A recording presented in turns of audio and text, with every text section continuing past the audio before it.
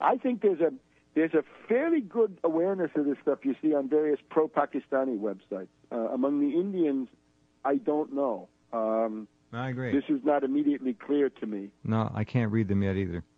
So I think this is obviously, again, from the point of view of both of these countries, they should cease and desist. In particular, India should refuse to be a kamikaze puppet of the United States and become 1 billion individuals cannon fodder for the Anglo-American war machine, a continental dagger. There's a very interesting speech by Lavrov, the Russian foreign minister, he's from brilliant. early 2007, where he says, basically, I'm going to simplify it a great deal. He says, we were once a continental dagger for the British, and that was World War I. And what happened to us? We were destroyed. Our whole military was destroyed. We had a revolution. Yeah, we had a communist dictatorship. Yep. Obviously not 70 years worth of hell.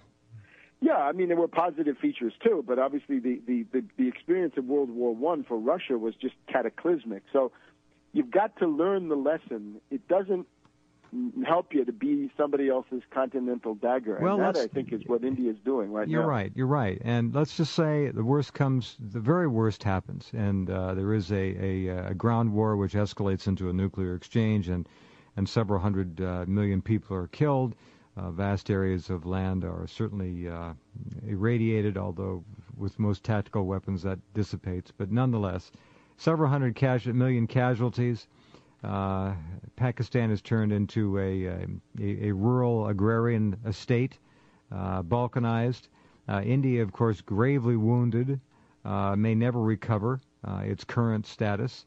And with the Rothschilds going in and literally buying up vast amounts. Now, India is a huge country, but vast amounts of prime farmland, with Monsanto in India now, literally causing the deaths via suicide of over 125,000, very accurate count, of Indian farmers, and in many cases their spouses, because of the Monsanto Bt cotton.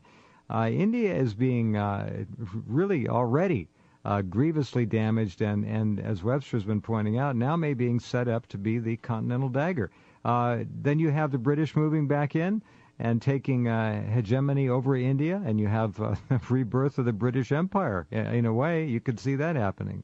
And, of course, India gets partitioned in the process. Of course. The micro-states and mini-states. Yep. On the Pakistani side, we have, there's a whole literature about this.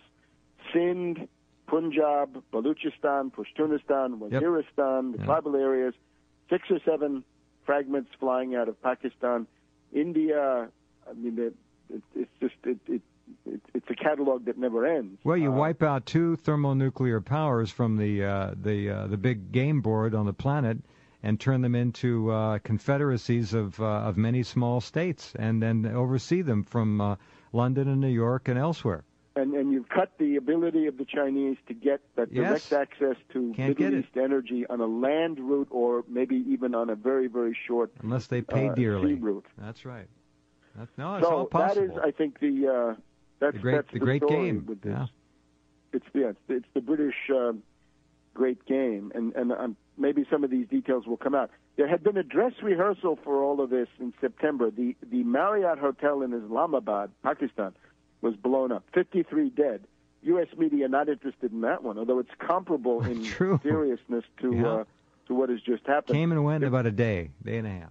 In the same month, the Indian embassy in Kabul, Afghanistan, was blown up. Didn't hear about that one much either. The Indians never quite got to the point of blaming Pakistan, although their media did. So there's been a build-up to all of this. And again, the critical things are that U.S.-India accord going through in October, the port of Gwadar being readied, and then Gates. And, of course, with Gates, we've got General Jones of NATO, we've got Gates of the Brzezinski School, and the rest of this group coming into play. Now, maybe we switch gears now and look at economics for a second. Please. Helicopter Ben, flying overtime. Yeah, Helicopter Ben. Let me focus.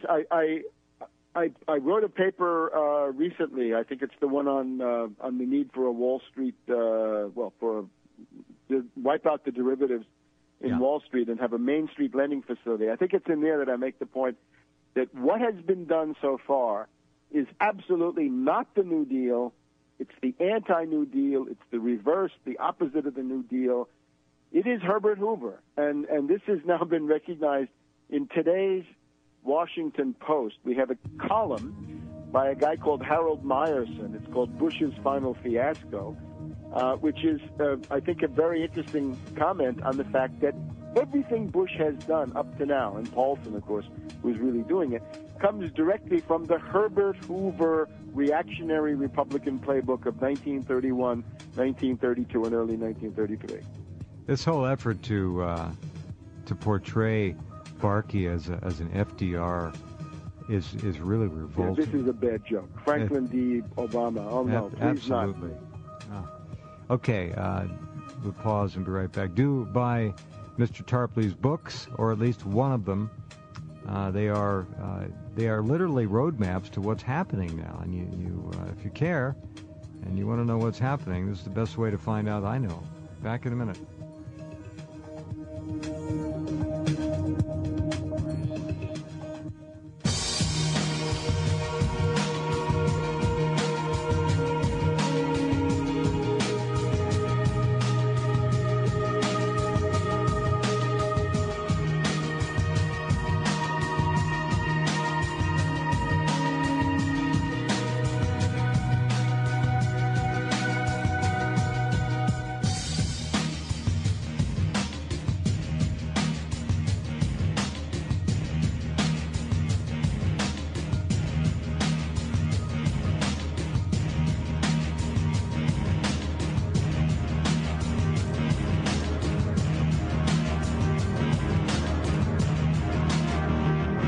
And we continue.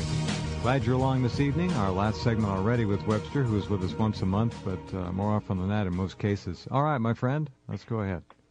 The interesting question now, everything Bush has done is a replay of Herbert Hoover, 1931-32, early 33, and Paulson, and it's uncanny. And we've talked about this before. I've written about it. Now we have Harold Meyerson in the Washington Post, the house organ of the Federal Reserve, interestingly, but what he says is true. He points out Herbert Hoover had a program to deal with the Depression.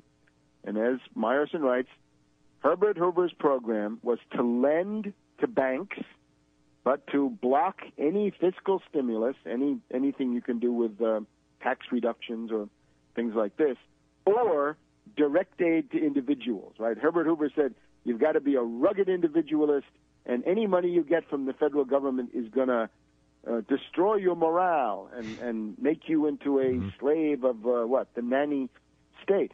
So as Meyerson says, Paulson's attempt to prop up the banking sector and at the same time give nothing to anybody else, only bankers, is neo-Hooverism.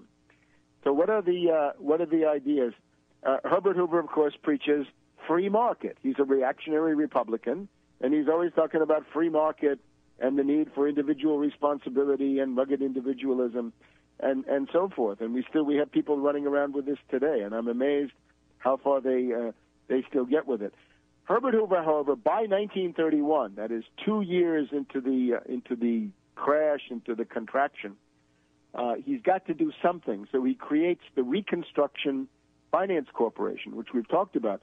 And this is a serious thing, at least by comparison.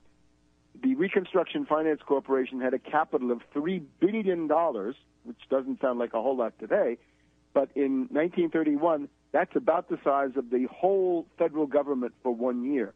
The entire U.S. federal budget is about the same as the initial capital of the Reconstruction Finance Corporation. So they start making loans, and the idea is they lend to banks. That they try to select banks that they think they can save or want to save or deserve to be saved for political reasons or what have you. And they begin making these loans. Of course, the result of this is what?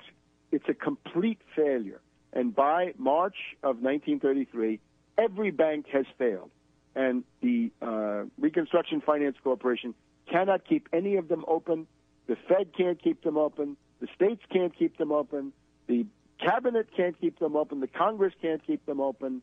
Nobody can do it except Roosevelt. When Roosevelt comes in, they then find a solution. But now, in the meantime,